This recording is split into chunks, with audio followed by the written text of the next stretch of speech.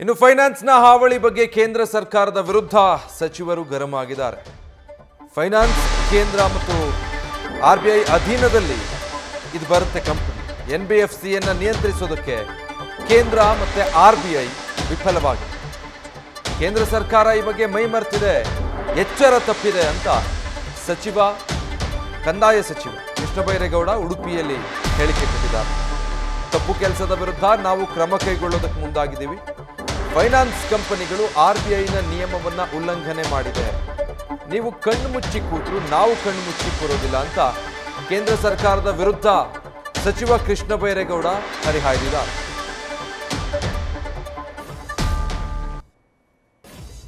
Micro finance central ಗವರ್ಮೆಂಟ್ನ ಕೆಳಗೆ ಬರ್ತದೆ.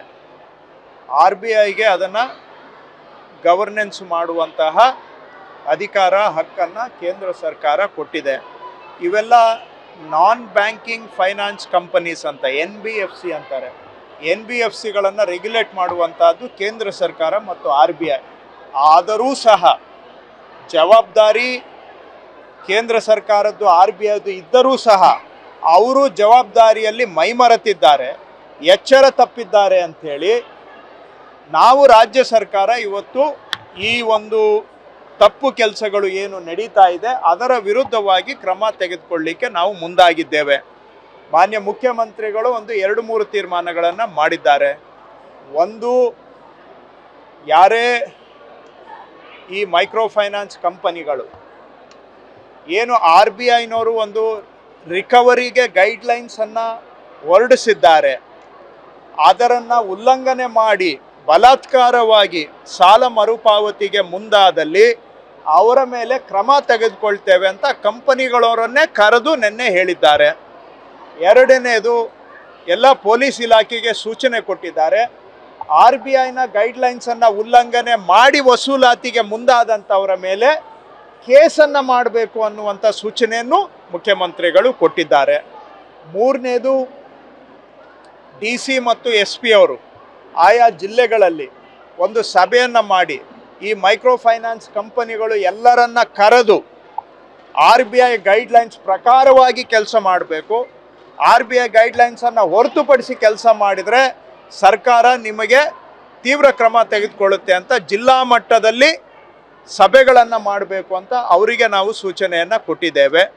ಹಾಗೂ ಕೆಲವು ಅನ್ರಿಜಿಸ್ಟರ್ಡ್ ಮೈಕ್ರೋ ಫೈನಾನ್ಸ್ ಕಂಪನೀಸ್ ಇದ್ದಾವೆ, ಅವುಗಳನ್ನು ನಿಯಂತ್ರಣ ತರಲಿಕ್ಕೆ ಕೇಂದ್ರ ಸರ್ಕಾರ ಬ್ಯಾನಿಂಗ್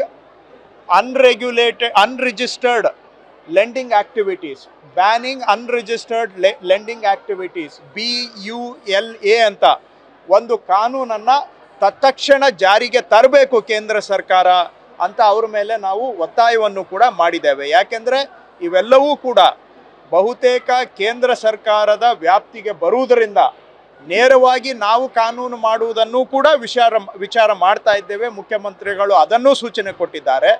ಆದರೆ ಮ್ಯಾಂಡೇಟ್ ಪ್ರಕಾರವಾಗಿ ಸೆಂಟ್ರಲ್ ಗೌರ್ಮೆಂಟ್ NBFCs ನಾನ್ ಬ್ಯಾಂಕಿಂಗ್ ಫೈನಾನ್ಸ್ ಕಂಪನೀಸ್ ಅವರ ಜವಾಬ್ದಾರಿ ಆಗಿರೋದ್ರಿಂದ ಅವರು ಇದಕ್ಕೆ ಕಾನೂನು ರೂಪಿಸಬೇಕು.